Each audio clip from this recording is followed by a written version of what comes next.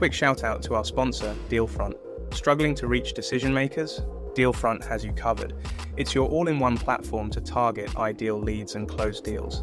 Dealfront stands out with live European data in multiple languages, giving you insights and access others can't match. Finding the right decision makers is now just a few clicks away. Dealfront combines market signals, web visitors, and EU company databases, all while ensuring GDPR compliance. Ready to transform your sales game? Get your free demo at dealfront.com. That's DEALFRONT.com. Or check the link in the description and show notes. Elevate your sales strategy with Dealfront. Hello, listeners, watchers, fans, and subscribers, and including the happy podders. Welcome to a brand new chapter of the SDR DiscoCall show. At this point, I'd like to give an introduction if you're brand new and it's your first time joining us. This show is about the world of tech sales and sales development. Tech sales, think about software such as Brandwatch, LinkedIn, or the apps that you use on your phone. And when it comes to salespeople, it could be these people that are either introducing this service to you on an outbound level, or perhaps inbound when you've been on the website and you want to have a demo and stuff. And my job and my role in this show is to find great and interesting people that work in this industry, understand how did they get into this, pick their brains as to how did they build their career within sales development to help you understand what is this all about. Perhaps you're also in this role and you want to get some insights and tips. And my name is Bhuiyan. If you're watching this on our YouTube channel, what would really help us out is if you give a like, comment, and subscribe down below. And if you're listening to this in your local podcast platform, and again, if you're driving, don't do this whilst you're driving, but please give us a comment, share, and rating, and help get the word out there by sharing this episode. So with this episode, I'm very excited because we've had this guest through the door already. And that conversation was so good that I asked this person to come back onto the show. So Gez, could you reintroduce yourself? Who are you? What do you do? Where do you work? And what do they do? Thanks for that, Neil. So I'm Ashley Ormond. I'm the Senior Manager for Global Strategic Sales Development. Bit of a mouthful. So I work for a company called Brandwatch. So basically we help large global brands and smaller businesses as well understand their consumers at the speed of social. So social listening, taking all that data online and putting it into actionable insights for them. Based in Brighton or just outside of Brighton. Really excited to be back on again, Neil. Well, it's a pleasure and privilege to have you back on, Ash, and thank you for the introduction. So guests and listeners, normally what we do at this point, if it was a brand new guest, is we would go to their LinkedIn profile, but we've been there before. But as a general reminder, Ash's LinkedIn profile will be in the show notes and description. So if you want to connect with him, feel free to reach out and pick his brain. But what I'd love to do at this point is just have a quick recap on the last episode. What I'm kind of getting from you, Ash, is you're the sort of person that can take a situation and kind of flip it into a new route or path. Would you agree? Yeah, I always like to look on the bright side, if you like. So, I think especially what happened to me, obviously there's people out there in worse situations, you know? Mm-hmm. I met a lot of people in hospital who was like losing their legs, and I was faced with amputation and stuff like that. And then because that obviously didn't happen because I was so young, it put things in a lot of perspective. Like I'd be in a hospital bed next to someone else who just had like both their legs amputated, and they'd be like crying themselves to sleep and stuff like that. And it just makes you feel like, actually, I'm pretty lucky, you know? Yeah, 100%. I think that's really important to kind of take through life, as there's always someone out there that's probably worse than you. So, like knocking on someone's door and asking them to sign a bit of paper is, there is worse things you could be out there doing, you know? Feels like years ago, but it was only a couple of months ago. But again, as mentioned, it's great to have you back on board, Ash. So I think me, myself, our guests and listeners would love to know, since our last discussion, what's new with Ash? So since last time, you probably have heard, I was hiring quite aggressively. So,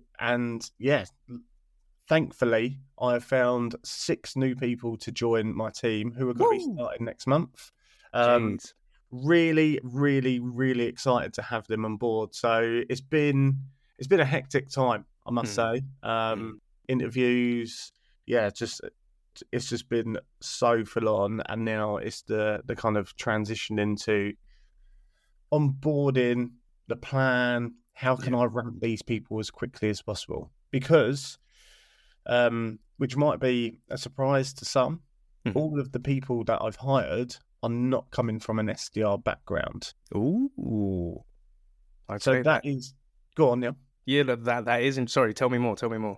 Yeah, so if anything, I think this is a bit of a kind of philosophy of mine, that I've always kind of encouraged or looked at people that haven't had an SDR background previously for the reasons of, right? One, I can mold them into being a high performing SDR. Two, if this is their brand new, like if this is their first time going into a tech role, if you like, the hunger there is undeniable, right? And what I found previously is when you hire people who've been in SDR roles before, and then they come into a new SDR role, all they're focusing on is the next step, right? They're not focused on the journey to get to that next step, which it may be. Yeah. So, and ultimately it opens up the pool, right? The talent pool for a number of different people out there. And I think going from people's experience, personal experience, and also different sales experience they're currently in, I think it's just always worked really well for my team, basically. A lot of ex-recruiters coming on board. I love that. Well, first and foremost, congratulations for getting 6 new members onto your team. They are very lucky to have you in as a manager.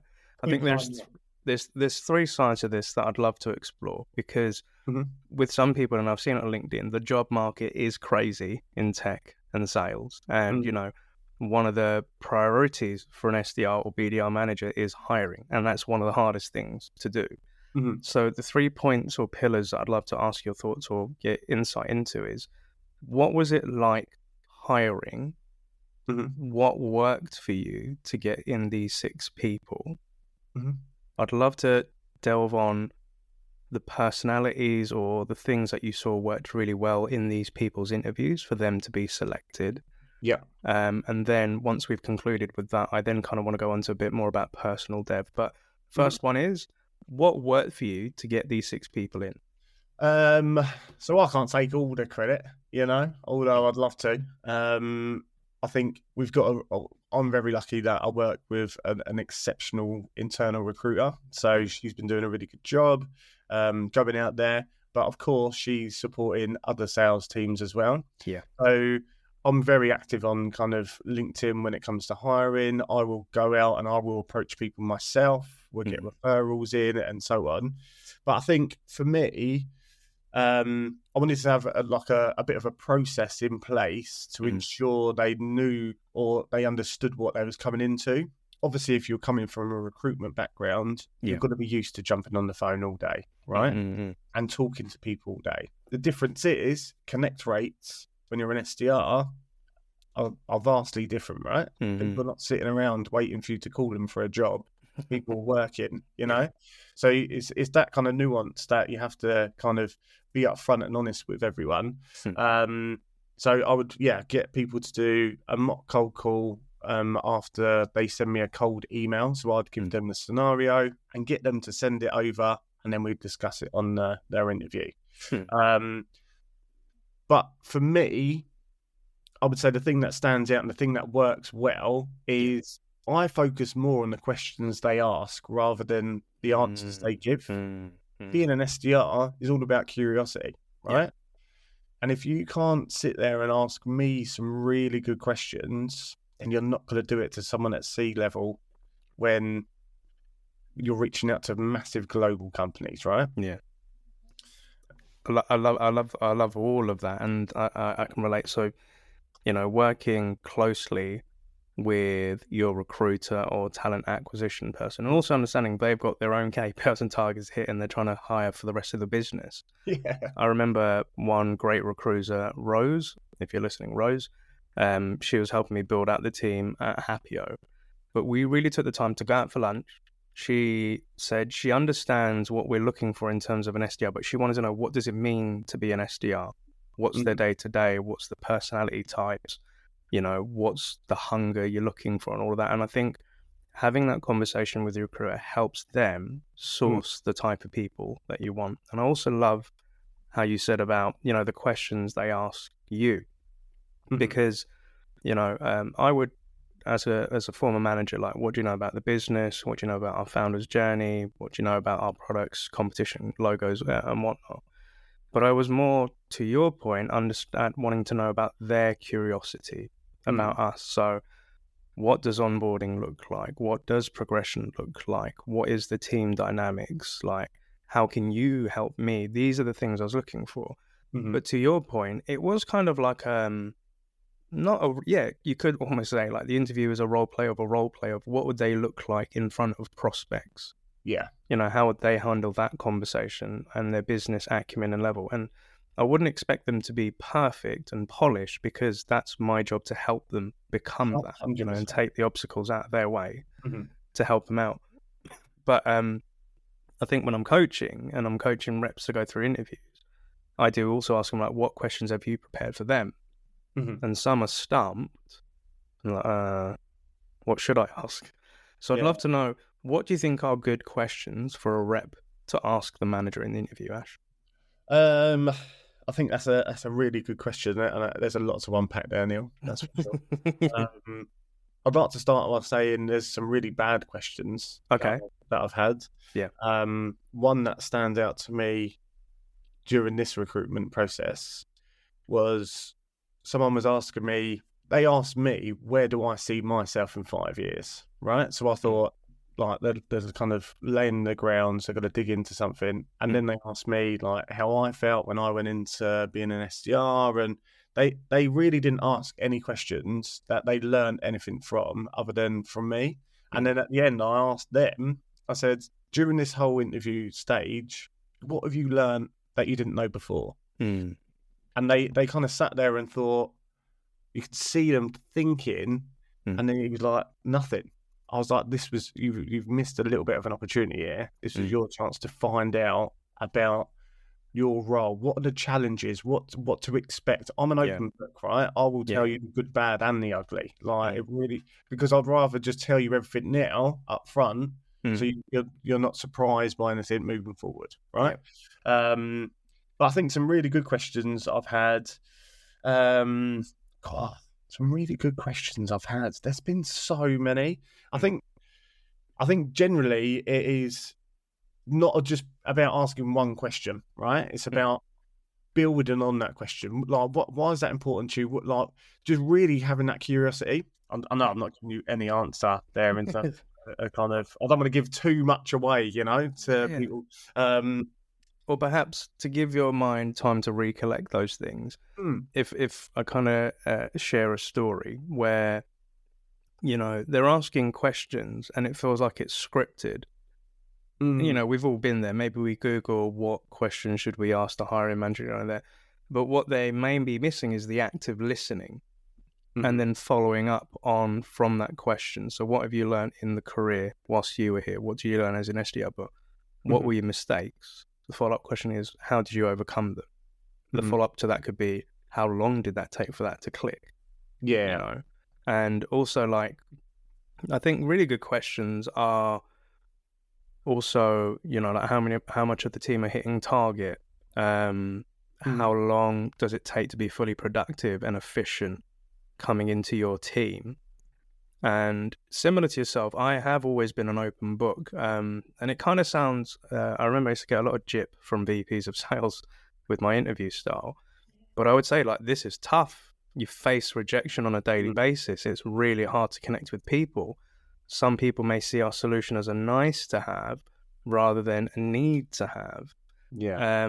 Because I wanted to be open and say how freaking hard it can be. But if you're up for the challenge, come on board because we've got a bunch of people that are also working towards the same goal. Yeah. And a lot of VPs have said, like, Neil, you need to sell the role. We need to like hit our hiring target. I'm like, yeah, I get that. But if I get somebody where I'm just selling, it's like a bad salesperson, where you just want them to sign the deal. Yeah. And then what happens is you bring on the customer, they realize the product's not up to scratch. It's not what they were expected. And guess what happens? They churn. And that can happen with hires as well. But the thing that I used to say to the VPs was, if we bring this person on board and it doesn't work out, that could cost us 3x their salary, because we have onboarding, equipment, hiring, but then we have to do that in reverse when they leave and exit the business. So I'd rather have the people that are ready to roll up the sleeves and do it. Yeah. So yeah, I can totally relate. But coming back to yourself with the questions. Yeah. So, and I think you just touched on something there. I think, like, you can't over-promise, right, and under-deliver, and that's just the same with anything.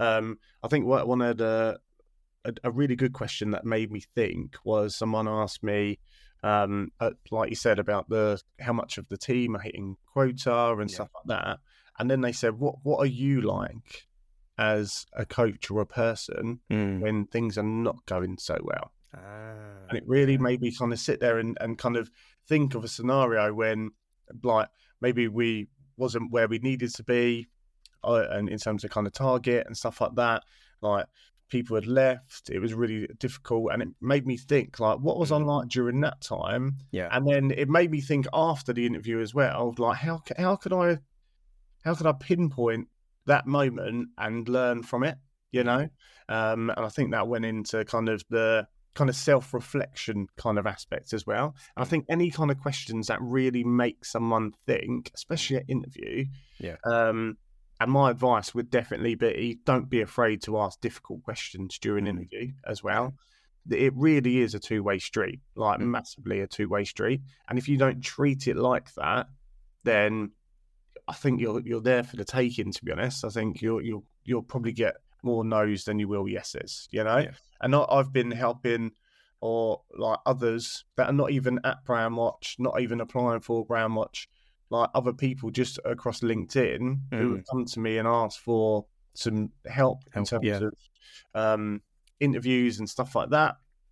And I mean, there's some really good people out there, but I think for me, it is asking about the right questions. But I think prior to that as well, I saw a post on LinkedIn the other day, and it said about an email that you should send the hiring manager to stand out from the crowd. And although it was a really good email, and although I do encourage people to do that, I think you just got to jump on the phone and just pick up and speak to the hiring manager. That is the number one thing. I think maybe 4 out of the 6 people cold called me prior. So you did get a call in the end, and a couple. Yes. I was screaming out for it though, Neil, when I on LinkedIn. But I think, there's a number of different things you can do to stand out, right? Okay. So we've definitely got great insights about the recruitment drive, the tactics, and how to approach that interview. So I'd love to know on that second pillar, what was it about those candidates that did stand out in the interview that made you think, like, yeah, you're coming on board? I think the questions they asked were, like, number one, it made you really think that they could ask some really good questions when they're in front of prospects. Yeah. I think a lot of it was, there was one guy, his calmness, he was so calm. It didn't matter what I was asking him or how the conversation was going. He was so unbelievably calm and collected. And then he said he'd been kind of rejected a couple of times prior. And when we done his mock call, it was really good. He had a really good structure. And I always say to everyone, look, I'm not looking for perfection here. I'm just looking for a bit of a framework and how you'll overcome objections and the listening part. And he just kind of blew me away. And literally after, I said that was the best one I've had during my time here recruiting. And later on, I sent him an offer. So I think just how you come across. Obviously, the research part is really important as well. I've had people that have clearly done zero research. I think even not knowing the types of products we have or the names of them. I'm not asking people to be the expert. Yeah, do you know what I mean? Like, I can coach them that, but that demonstrates a willingness and a desire to join your business, right? That you've done your research, you've checked out the competitors. Even if you don't say these are your competitors, you can slip it into your answers or even questions that just like ticks off boxes. And I think the people that I interviewed and hired, they were so good at that as well. They all knew what we were doing, where we were going, what products and also the challenges we'd face, right? And I think for Brandwatch in general, we sell to so many different personas, different verticals.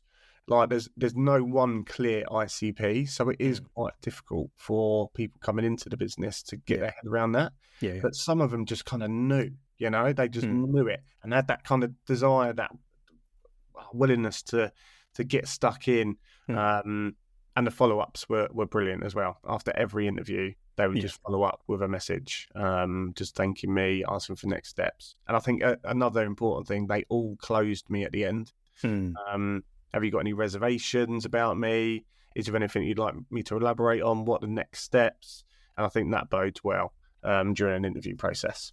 I love that. Such great advice. And I think because a lot of people that I'm either coaching or, in the LinkedIn DMs are looking for help, I think those are some really great insights and tips and goes beyond some of the tips that I've given to people. But I think going back to when I was a hiring manager, things that stood out to me, I did the same thing as you. I love to hire people that didn't have a sales background predominantly for the reasons like you said. They're moldable, they're coachable, they're fresh, they're clean. This is a new world to them because it's that thing of you can't teach an old dog new tricks. And I agree with your point of if they've been an SDR in a previous organization, there are some habits and some mindsets that they can't get out of based on their previous experience. But with these new people, and even thinking back to my time at Happio, I hired somebody straight fresh out of uni that was studying law, somebody who had a psychology background, then somebody who had a performing arts like comedy clubs background. Nice. And they'd also tried to do their own startups in the back end as well. I had somebody that worked in traditional manufacturing sales, no experience of software or tech or anything like that. I hired recruiters because I knew they're really good hunters and they're already versed in having good conversations with MDs or C-level. 100%. But I think part of it came from my own background of not working in sales and the fact that sales changed my life in terms of my earning potential, my quality of life, my education, my learning. And what I would love to do is get more people into this. So sometimes, I'm not saying I found a soft side to them, but I wanted to help these people, but they had to be able to help themselves first. So things that I really loved was the ones that did send me LinkedIn requests before the interview, saying they're looking forward to having a chat with me. Some, not many people gave me calls, but I would get videos on the LinkedIn DM or a voice note. That really was like, oh, I like that. Yeah, 100%. And I can imagine some of our listeners saying, well, if you've not worked in tech and sales and prospecting, maybe you're not aware of doing these things. And I 100% agree. So that's why I don't expect it, but it did help them stand out. But why we're having this show is to help those people that are thinking about it, the things that you could do to stand out with it. Yeah. Other things that really stood out to me was people joining the Zoom or the recruitment interview a couple of minutes early. Because if you turned up late 3 to 5 minutes, again, it's not the end of the world, but that makes me think of how would you connect with that prospect. The other things, like similar to yourself, they didn't have to be an expert in our products or solutions because that comes with the training, the onboarding, and the coaching. But I wanted them to give me, in their own opinion, what we do. And a question that I used to ask them was like, Ash, you've probably been on our website and stuff. If you were to explain to your friends and family at dinner what our company, how would you explain it? because I just wanted to understand, did they grasp the concept? They didn't have to fully explain it, but just grasp the concept of what we do or the space that we're in. Also, they wouldn't have to tell a full customer story, but they could quote a couple of customers we have, but say why they bought us or why they became a customer. That was really good. And it was just... Sorry, go ahead. I was going to say, I always ask if you had like a magic wand or you could paint the picture of our perfect customer, who would that be and why? Nice. And I think that stumps a few people, but other people just seem to grasp it straight away. So it's just, and I suppose, like you say, it's just trying to get them to demonstrate that they just get it, right? And I think going into like a SaaS or a tech role, there's so many nuances. There's so many things that you won't know, right? Coming into this, and especially with the abbreviations of different things, the acronyms, you're never gonna know that unless you're in this kind of world. And I think for me, it was more demonstrate the effort that you've put in, right, rather than just showing up and just hoping for the best. Like it's all about the effort, and I think that is an SDR's role, right? You can have all the skill in the world, but if you don't put the effort in, you're getting nowhere, right? Yeah. But if you're lacking a few bits of skill here and there, but you've got shitloads of effort, you're on your way, right? That is the hardest bit, I think, for this role, is the putting in the consistent effort of picking up the phone when you don't want to, you know? You're right. It's to quote John Barrows, it's the give a shit factor. You know, you can definitely tell somebody who has a vested interest versus somebody who's just doing it for the sake of it. And thinking back to the interviews, I had some people where I knew I was a number in their calendar in a number of interviews, and that's fine. Like, you're on the hunt for the right opportunity, as you would as a salesperson. But questions to kind of kick off the interview, I would ask, I used to ask them, like, what do you know about me? And what I was looking for is so the great ones is that, I checked out your LinkedIn. I see that you've got your own sales training company. I've seen that back in the day you was at this company. I haven't read full much, but I've had a good, just like a nose round. And I said, that's enough. So that shows me ahead of the call, you're reviewing who I am. But if the people said, I don't know, not good. But at that point, I'd say, okay, look, but then I would educate them in the interview and then say, so if you're going to be connecting with prospects, one of our main channels will be on LinkedIn, where you look at, do a little bit of homework 3 to 5 minutes before jumping on a call or writing an email. So that's really important. So it was, if you haven't done it, I'll teach you what you need to do. Because what I'm also hoping is they can take this into the next interview if that's where they're going, right? Yeah, feedback's important. Yeah. The other questions I wanted to know is, like, what do you know about our history? And this would stump some people because they'd be looking at the website 30 seconds before the call. All right, you provide a social media management platform, something. But then, if you're looking at Eric Lobar Larson, the founder, Falcon Social, Brandwatch, they did this back in the day and all of that. I wanted to know what their curiosity was of knowing who we are and how we were built. But again... Out of interest, Neil. Yeah. Why do you think that type of question would be important to ask? Like their kind of history? Good point. Because I think when we're selling products and services, initially with most startups, the founders realized a problem back then, which then prompted them to start creating a solution around that thing. And that's kind of where the startup was born. And again, some people may not be aware of that's the case, but I think going back to my first SDR job, Zora, Teenzo was the CMO and employee number 11 at Salesforce.com, and he saw the world moving to subscriptions, but he knew that Salesforce was only built for one-time transactional business, and it wouldn't be able to handle this new shift. So we went to Mark Benioff and said, I'm going to go build a billing engine for subscription businesses and SaaS businesses. And Mark said, cool idea, here's 50 million, go build it, I'm going to buy you one day. And Teen said, you're not going to buy it, we're going to go public. That was inspirational for me to think. And I'm going off on a little bit of a tangent, but the other lesson that I learned from Teen in the world of startups, he says you either have the disruptors or the disrupted, Mm-hmm.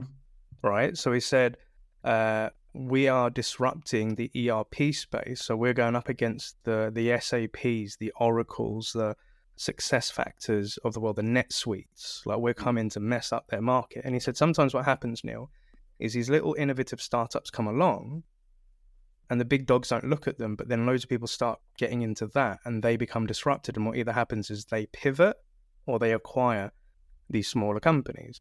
Mm-hmm. So if we think of a real life example of a startup that disrupted the industry, was Uber.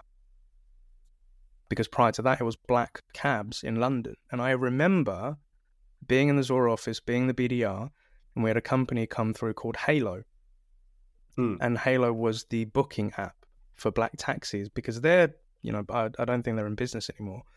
But we spoke about Uber, the subscription model. I said, yeah, Uber's not going to be around for much. It's all about black cabs. There's a lot of loyalty behind it. Who's going to want to, surge pricing? No, it's not going to work. And we convinced them to think about a subscription model, and they said no. They went out of business, but we all know the history with Uber. But coming back to your point, it's taking a vested interest as to why does this company exist. Mm-hmm. So the advice to the person that didn't know this, I would say, do you know what? Go on Google, just type in the company and put in the founders and just click the news tab. And you can find articles of, funding. Articles will also say, where did the company start? Who were the original founders? Why did they do this? Because again, I think, you've really asked me a good question, Ash.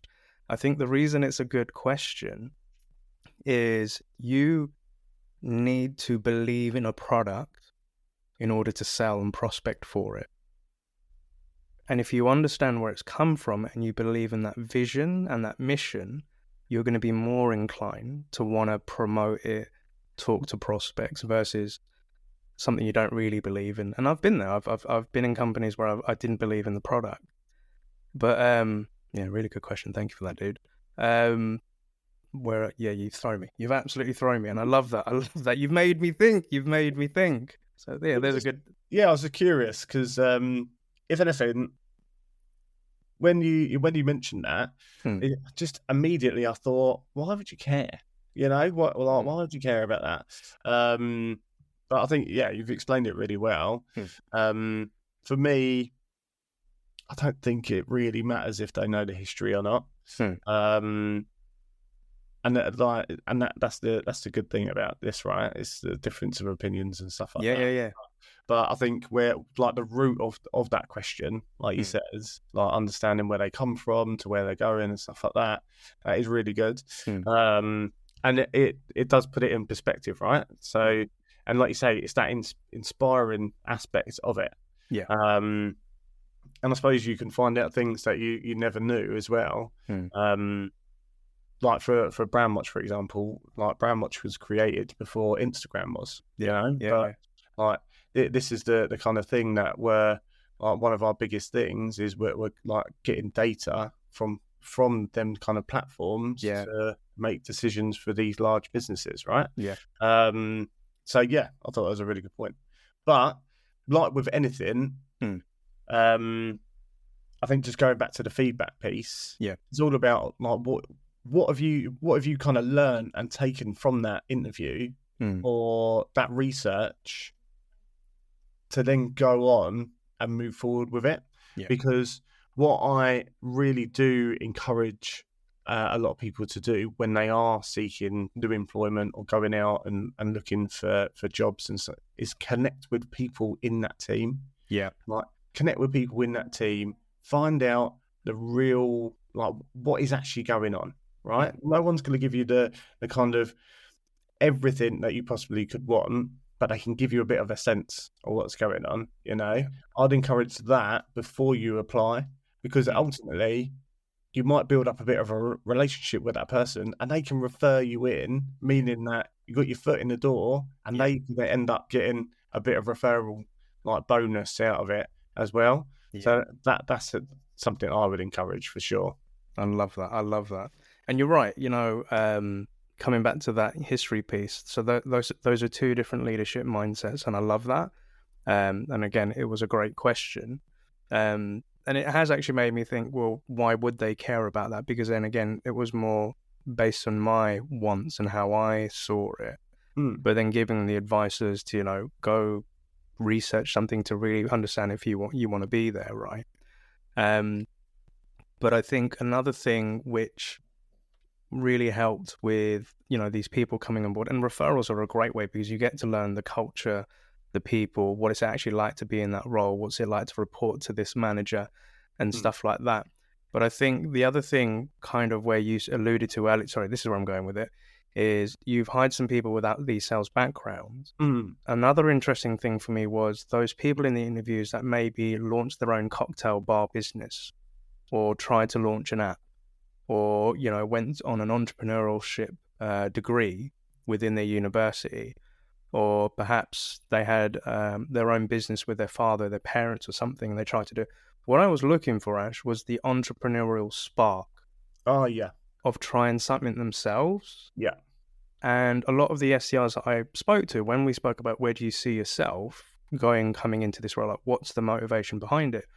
And some of the people said to me, one day I want to have my own business, but I want to work in a company that's currently doing it so I get to learn from it.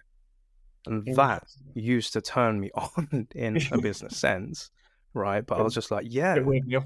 Bit weird. Yeah. But it did. It made me go, yeah. It made me go gaga. But I think what was really hard for me was when I had to chat to the VP of sales of all the candidates and why I felt they were a fit. Some of them pushed back because we want at least a year experience of the KPIs. And I said, here's the thing. If you hire mirrored versions of the current team today, that doesn't help with diversity. And you want to bring something in a bit different. 100%, yeah. To then grow out the team because it's those different personality and traits. Because I said, I don't just want an army of soldiers that look all the same. I want a bit of a mix because that's what enhances the team, right? But and I think with that, it's more about like the diversity of thought and experience. And I think that's where I've been really lucky because I've got a team of people who have come from different backgrounds, different life experiences, and it just seems to like work, and just going back to the entrepreneurship aspect, and just let's have it right. I'm not. Yeah. When I say I'm hiring people without like tech sales background, they do have some kind of like sales background already. It's not just people just straight out of uni. Because I need that resilience and the kind of the understanding of like this isn't going to be easy, But I did hire someone who was actually running his own company. He was the founder and managing director at a company, and he was running it for, I think it was about 5 years, like straight from uni, started running it, ended up getting funding for it and stuff like that. And on the face of things, it's like, that is amazing, right? And I asked him, why is it that you're leaving that? Because the business, like, he had other people that they collectively started running it together. So the 4 of his friends were still running it. And then he was taking this, and he said, look, I just want to go in like a different direction. And I was like, look, what's the real reason, And he said, I don't anticipate that this is going to like keep going the way it has been. So then the question after that is, let's pretend it does go and it skyrockets, then what? And it does go. Would you just naturally leave the kind of SDR role and just go back into it, And it made him kind of think about that as well. But it's that entrepreneurial spirit, I think, is really good. But for me, I've just hired someone on the kind of flip of that, not someone who's looking to run a business. I'm hiring someone who's actually run a business, got funding for it, done really well, and now looking to just go into, because running a business isn't easy, No. It consumes your life. I love that. It's interesting that there's so many different types of experiences that can crack into tech, I think, for sure. 100%. And the more people coming into the industry from different backgrounds and whatnot really makes me happy, because these are, the next wave of leaders, whether it be in sales, marketing, customer success, or founders of their own business. I love to be imagining I'm that small little cog in this person's career. And one day they're going to be doing, because I've seen it a lot of times where people have gone off and launched their own business. I'm so proud of you. Or they've been promoted, or, you know, they've gone into a different role or a completely different industry. I'm like, yeah, love that. But I think the next topic I'd love to come on to is, so in our last episode, we were talking about, as you just touched upon, around the importance of resilience, you know, maintaining that positive sort of mindset. So like with this new team that's coming on board, you're going to be going through the onboarding, training them, ramping them up. Yeah. What are your thoughts on helping them with personal growth? How are you looking to implement that? And, you know, including when they get the rejections, they get the setbacks, or things haven't gone out where they're fresh and this is all new to them. How are you looking to implement personal growth and development for these new people? I think that's a really good question. It's something that's been at the forefront of my mind, I would say. So I think once the kind of mindset is right, everything else will fall into place. I think this isn't an easy job, right? Yeah. It really isn't. There's times where, and it's not even just about the rejection, right? It's not even about getting on the phone and then speaking to someone and getting rejected. I think it's a bit of a slog beforehand where you're trying to get through to someone and all you're hitting is voicemails all day, you know? So that's something that I've really taken into account. So, and I think one of the Sana rules is you have to fail.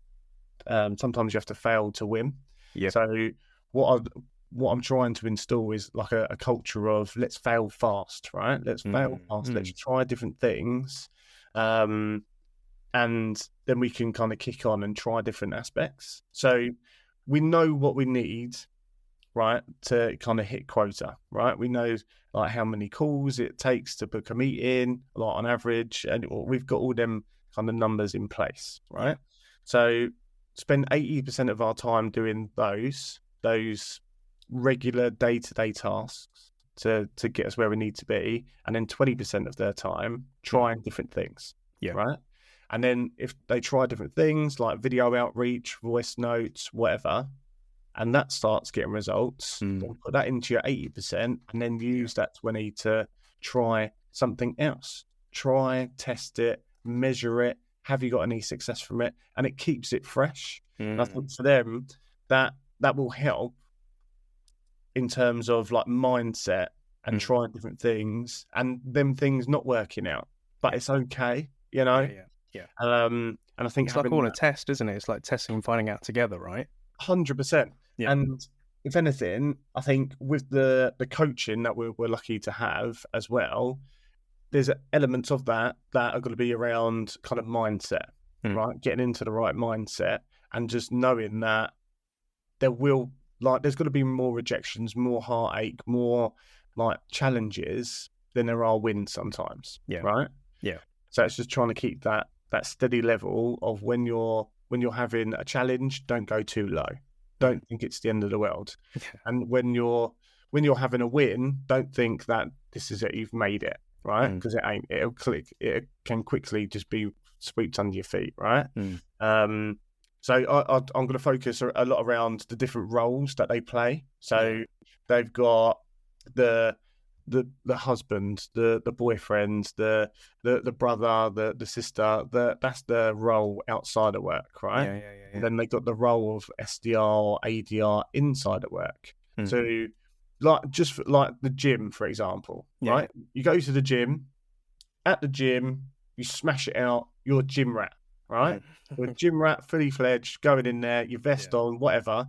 Sometimes you might not have a good session, right? Yeah. But that doesn't mean you're a bad person. That doesn't mean that you're failing in life. And that kind of mindset and taking that mindset into your SDR work day and saying, I've had a bad day. But that doesn't mean that you can go on and you're having a bad life. You've made a bad decision.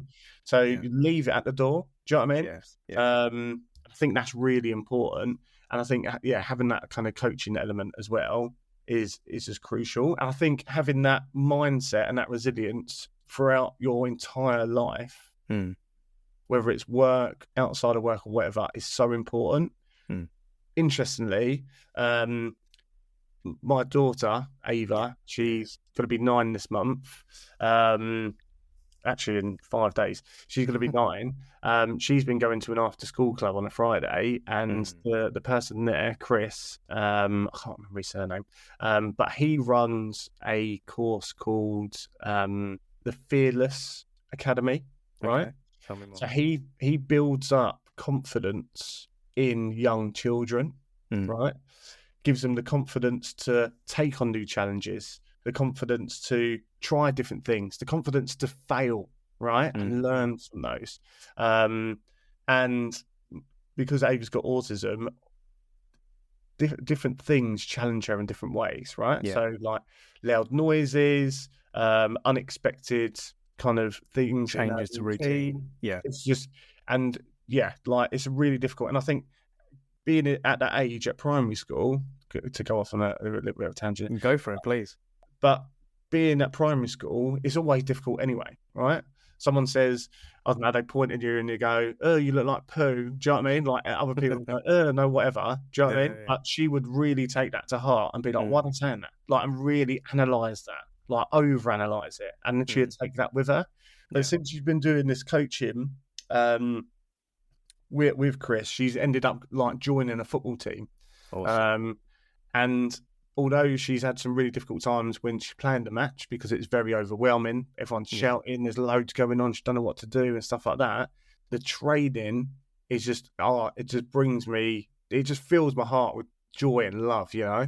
Watching her just get involved, smiling, happy, and it like mixing with different people as well. And I think that's the importance of having someone there, like a coach, for example, to give you that freedom or giving you that license to fail, and it's okay, you know, like it is okay to try different things and it doesn't work out, you know.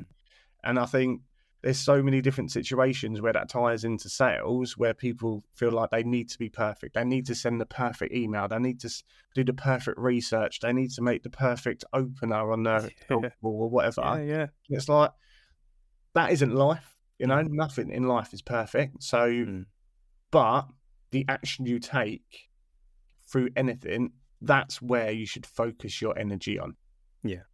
Can't remember what the question was about a year ago since I started talking, but I love it. And I think like the vibe that I'm getting from, you know, that question of, it was around personal development and growth. And we're definitely going to touch on the autism piece in it, because that's something close to my heart.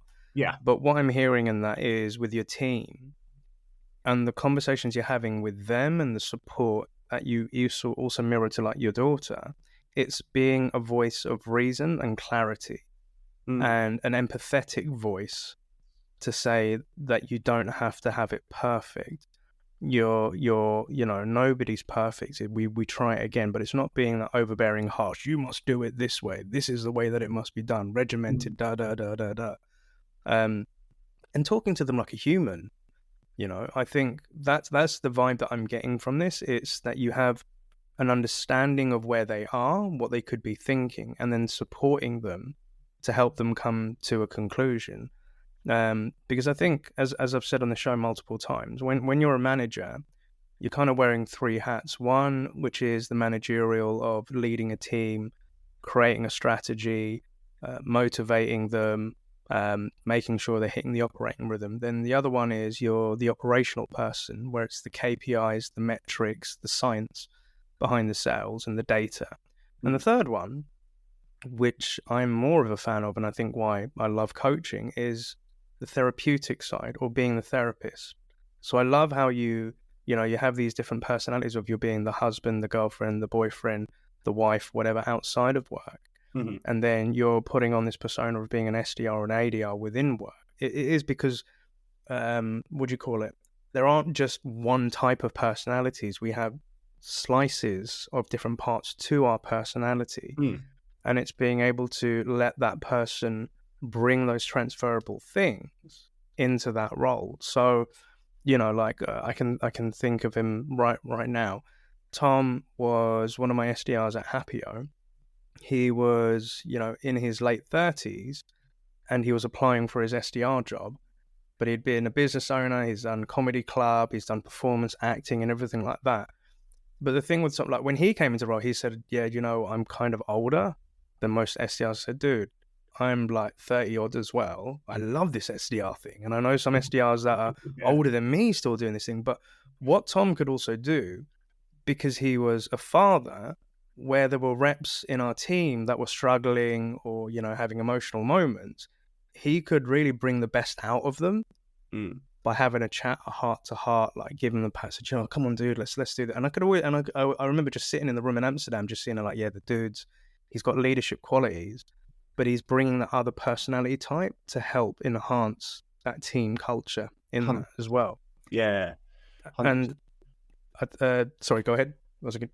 Yeah, I was going to say, and when, because I started my SDR career in my 30s as well. So, and I think it just gives you that.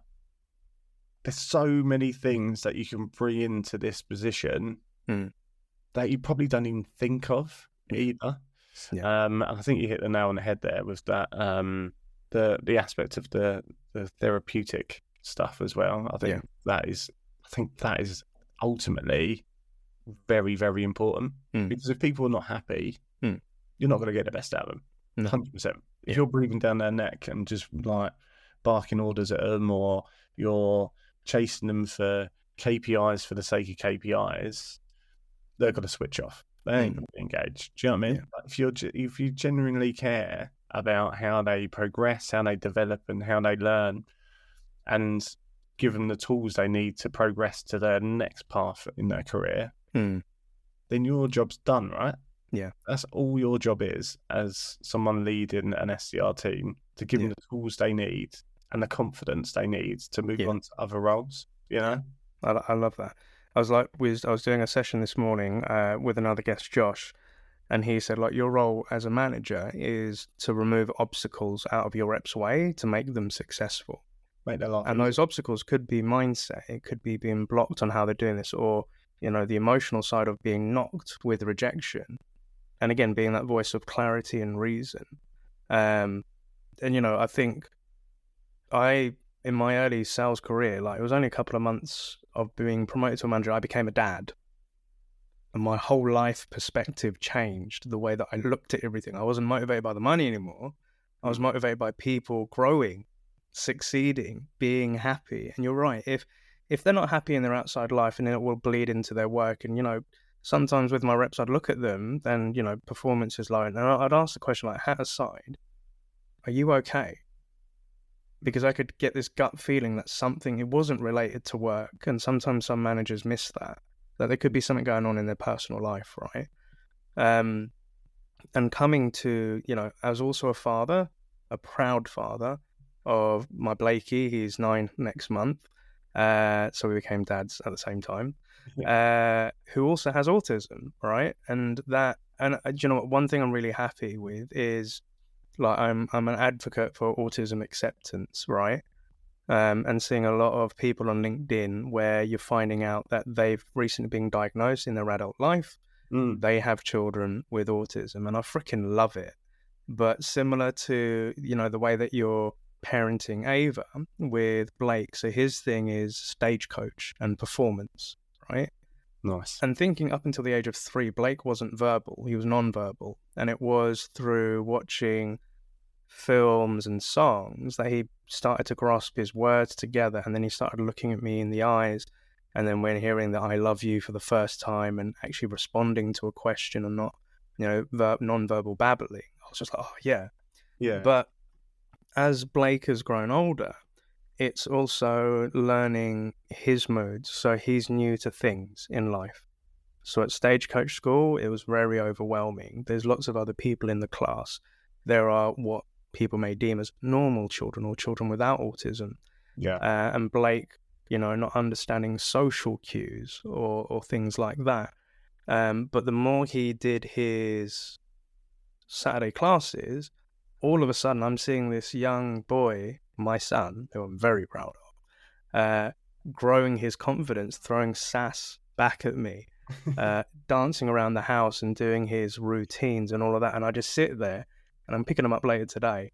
And I sit on the sofa and I don't say anything, but I look at him in admiration of, you have come so far. And I say, it's nothing to do with me. This is all your own thing. But equally, when, he did his first performance on a stage in front of the whole school and all the other parents. Oh, wow. I remember just sitting in the back of the auditorium it was in Epsom, and seeing my little boy do the routine, interacting with the other people doing the play, and just sitting there. And I was in tears. I was just like, I'm so freaking proud of him. But I think when he did his first performance, like in terms of admission, like me and his mother are separated, but we're sitting next to each other, which we hadn't done for a number of years.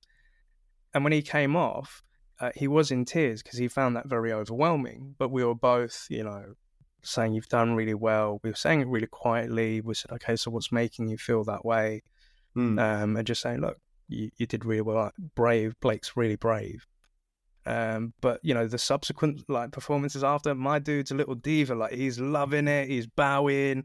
He's like all like that. And then he comes running up to me and his mum and like hugging us and like we're saying, yeah, well done. So, but here's the thing, Ash, with as a father with a child with autism, because you have to take a different approach rather than being very direct and just saying do this or that. But coming down to that's the thing I learned with Blake. Rather than talking to him when something's gone wrong, is I bow down to my knees so I'm at his level.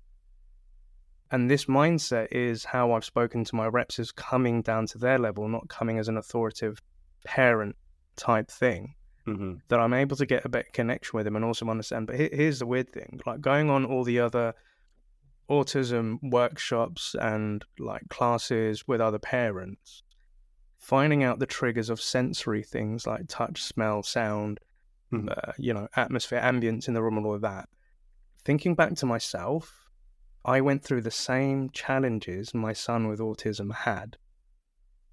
And I've almost come to the conclusion that I myself may be on the spectrum, because it will answer a lot of things such as I am very OCD with my time. There are certain foods I eat because of the sensory crunch that I get.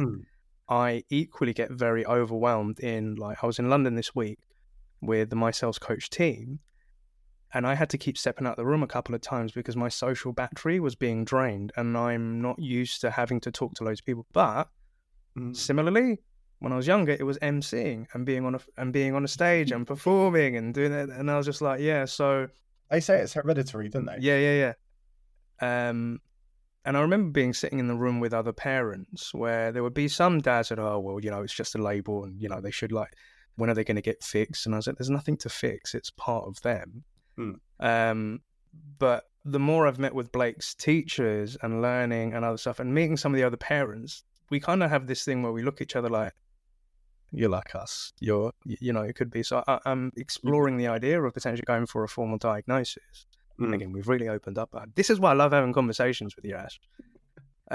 But for a father, I think, because this is a topic both close to our hearts, what does it mean to you to be a father with a child of autism? And just wondering, how has that benefited you in life, sir? I mean, it's not been easy. No. It's definitely not been easy. I remember when Ava had her third birthday party, and we hired a hall out. And we had a load of people come, and there was music and like a bouncy castle and all this. And she literally gripped on to us, me and my wife, so tight, and cried the whole time until everyone left. And then she was loving life. Yeah. And it was like, what is going on? Why? Do you know what I mean? Maybe it's too loud. We don't know. Yeah. It's been really, really challenging. But I think it just gives you that different perspective, right? That everyone is different. Whether they... because I suppose when you're in school, going back in the day, people would be different if they looked different, right? Yeah. But now having Ava and I've got Mia and Vinny as well, and she just needs some time away, and I think when she does things that are small to other people, it's monumental for us as a family, when she goes to football and even when she puts on her kit and she runs over and she says hello to everyone else, she doesn't know them, she's still getting to know even that makes us proud, But other people who are not in that situation, where they don't have anyone with like autism, ADHD, etc., they may look at that and go, "Why are they so like I just sound alone?" But for us, that's like a massive moment, and I think it makes you appreciate these little things, which you can then take into like work life, and then almost not care about the little things that maybe are not really that important, and it means that you can just focus on the things that matter. And I think that's what the biggest thing that I've got from having Ava and all my kids, to be fair, is just try not to sweat the small things and just enjoy them while you can. And I think just going back to Chris and the Fearless Academy, he does like posts on like how to like be a parent or whatnot. And I think one of the things he said was you've only got really about 13 summers with your children. Makes them count. And when you put it in that perspective, it's like, shit, you ain't got a lot of time left, so you might as well enjoy it while you can. Because I think definitely where after this episode we're going to get Chris's links, and I'll be happy to put them in the show notes and help promote that as well. It might be even a great resource for myself. But with Blake, as he's growing older, you don't need to do this for me, Daddy. Why are you treating me like a child? That's the conversation I'm having with him regularly. And it's fun. But, to your point of sweating the small stuff at work, I think going through this autism journey with Blake and his mother and learning all of these things, I'm able to pick up on some things within people that I've trained, coached, or managed. And it has come to light that some of these people are on the spectrum or they have ADHD. But it's allowed me to kind of customize the way that I interact with them. And one story which, like, it warms my heart from an experience that I had whilst working in a Belgian tech company. For privacy, I'm not going to mention their name. But I joined a startup where I had a team of SDRs, and HR approached me after working like a couple of quarters, and there was a lot of good feedback about Neil being a good, nice manager and a really one with the heart, is what they said. Nice. They approached me and said, we currently have an employee who works on data entry, and they're on the autistic spectrum, and we're wondering if this person can report to you. And I was just like, yeah, my kid's got autism, so I understand it. And I think that's where the request was really coming from. And it was, they kind of said this person, sometimes they can't be around the team. They need to follow certain procedures of how to work and how to be an employee. And sometimes, they can have outbursts and meltdowns. And kind of what I heard was, we have somebody with autism working within our company, but we don't know how to manage them because of the autism. And in my head, I was just like, I've never managed anybody with autism before. At a level which is at adult level. But anyway, I just said, as Neil, with anything, I'll jump in and just say, I'll have a go, right? Is the way I put it. So meeting this individual, the first thing when meeting with them, we were sitting at the table and they weren't looking at me because I was new. I was alien. I was a different person. But then I had a picture which is here, which is of my little Blakey. And I advised that my son is on the autism spectrum. And then they looked at me straight in the eye. And then I said, and they wanted to know more about Blake and what it was like. And then I asked about him, what he does. And he told me that he goes on trips with his father around the world. They have hobbies and things together. I thought, that's really awesome. Wow. Yeah. And then anyway, so a week later, the HR people said, this person really likes you. And he doesn't normally trust people. And the fact that he looked you in the eye, because people with autism find that very intimidating when you directly look at them straight in the eye or talk to them. That's why they sometimes may look to the side. And Blake was the same. But he said he's happy to report to you. I said, oh, awesome, cool. But cut long story short, this person went from data entry and he was so smart. We got him he started working with operations. He then started becoming sales development support. So he was enhancing what Cognizant was adding to our database. He kept our CRM clean. Oh, I can imagine. He was amazing. He was meticulous. And we had regular one-to-ones every week. And I kind of felt like this parenting figure of looking after him. Mm-hmm. But, when I joined, he only had data entry, but then he had 3 positions in the company and he was working with everybody else. And the way I looked at it was, I kind of saw my son within this person. Mm. And I said, this is maybe what I've got to look forward to when Blake is older. And he helped me understand how my Blakey might be thinking and why things will alarm him.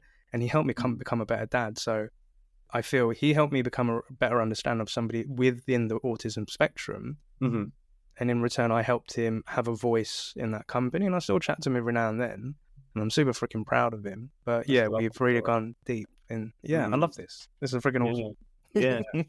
That's a lovely story. And I think that just helps with even just like understanding people who haven't got autism or ADHD or anything like that.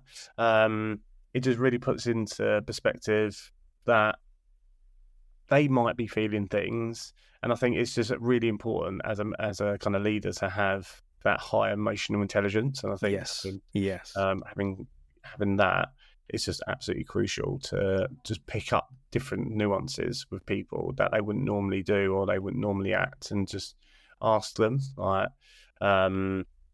because you just got to create that kind of environment of just being open and transparent, I think, for sure. 100%. And they always say, like, people that you meet, they'll always teach you something. So whether it's, in sales of reps that you manage or meet, they teach you something about yourself or how you can, help other people. And sometimes where people have been difficult, like with prospects, they teach you how to be resilient. And I think another piece that I heard from my therapist recently, where he said, Neil, with resilience, a lot of the time people think of it meaning you had to have a hard and tough, strong mind.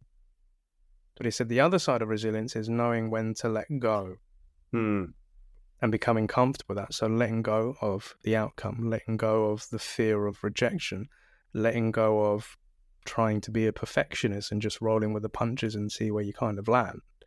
This has been a beautiful conversation with you, Ash. I think there may be a part 3 in the future coming up, because we can talk for hours, dude. We can.